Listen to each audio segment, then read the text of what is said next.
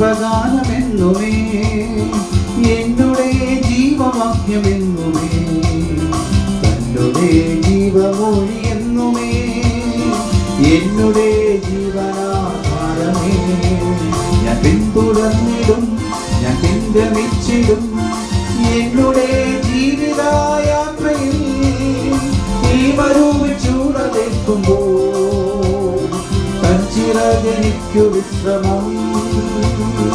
ഈ മരുഭൂമിച്ചൂടലേൽക്കുമ്പോൾ തഞ്ചിറകനിക്കു വിശ്രമം.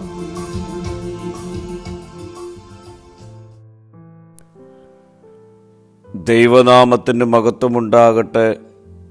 ഇന്നത്തെ പ്രഭാത ധ്യാനത്തിനായി 55 സങ്കീർത്തനം 18 വാക്യം. എന്നോട് കയർത്തു നിന്നവർ അനേകരായിരിക്കെ ആരും എന്നോട് അടുക്കാതെ വണ്ണം അവൻ എൻ്റെ പ്രാണനെ വീണ്ടെടുത്ത് സമാധാനത്തിലാക്കി. ദാവീദിന് എതിരാളികൾ അനേകരായിരുന്നു, എന്നാൽ അവൻ്റെ പ്രത്യാശ ദൈവത്തിലായിരുന്നു. നമുക്കെതിരെ എത്ര പേർ നിന്നാലും നമ്മോട് അടുക്കുന്ന ദൈവം ഒരുവൻ ഉണ്ടെങ്കിൽ നമുക്ക് ഭയപ്പെടേണ്ടതില്ല. ദാവീദിൻ്റെ ജീവിതത്തിൽ എതിർപ്പുകൾ പുതിയ കാര്യമായിരുന്നില്ല. ശൗൽ രാജാവ് അവനെ പിന്തുടർന്നു, ശത്രുക്കൾ അവനെ വളഞ്ഞു. അവൻ്റെ സ്വന്തം മകൻ അബ്ശാലോം പോലും അവനെതിരെ എഴുന്നേറ്റു.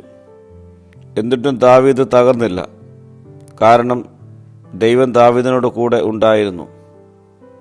നമുക്കെതിരെ നിൽക്കുന്നവരുടെ എണ്ണം നോക്കരുത്, നമ്മുടെ കൂടെയുള്ള ദൈവത്തിൻ്റെ ശക്തി നോക്കണം. ദൈവം കൂടെയുണ്ടെങ്കിൽ നാം ന്യൂനപക്ഷമായിരുന്നാലും പരാജയപ്പെടുകയില്ല.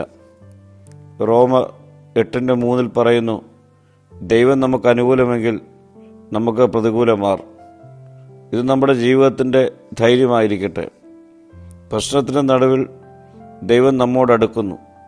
കൊടുങ്കാറ്റ് നമ്മുടെ ജീവിതത്തിൽ നിന്ന് മാറ്റുന്നതിനേക്കാൾ വലിയ അത്ഭുതം കൊടുങ്കാറ്റിന് നടുവിൽ ദൈവം നമ്മോട് കൂടെ നടക്കുന്നതാണ്. ദൈവം നമ്മുടെ പ്രാണനെ വീണ്ടെടുത്ത് സമാധാനം നൽകുന്നവനാണ്. ദൈവം നമ്മെ പുറത്തുള്ള പ്രശ്നങ്ങളിൽ നിന്ന് മാത്രമല്ല വിടുവിക്കുന്നത്, അവൻ നമ്മുടെ അകത്തെ ഭയത്തിൽ നിന്നും വിടുവിക്കുന്നു. പ്രിയമുള്ളവരെ, എത്ര എതിർപ്പുകൾ ജീവിതത്തിൽ വന്നാലും ദൈവം നമ്മോട് കൂടെ ഉണ്ട്. എത്ര കണ്ണുനീർ വന്നാലും ദൈവം നമ്മെ കാണുന്നവനാണ്.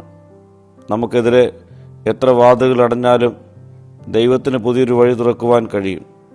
അതുകൊണ്ട് ഭയപ്പെടാതെ നമുക്ക് പറയുവാൻ കഴിയണം, എൻ്റെ ദൈവം എന്നെ വീണ്ടെടുക്കും, എൻ്റെ ദൈവം എന്നെ സമാധാനത്തിലാക്കും, എൻ്റെ ദൈവം എന്നെ കൈവിടുകയില്ല. പ്രാർത്ഥിക്കാം. കർത്താവേ, ഞങ്ങൾക്കെതിരെ നിൽക്കുന്നവരെ നോക്കി ഭയപ്പെടാതെ ഞങ്ങളോട് കൂടെയുള്ള നിന്നിൽ തന്നെ നോക്കി വിശ്വാസത്തോടെ നിലനിൽക്കുവാനുള്ള കൃപ ഞങ്ങൾക്ക് നൽകണമേ. മഹത്വം നീ എടുക്കണം. യേശുവിൻ്റെ നാമത്തിൽ തന്നെ. ആമീൻ.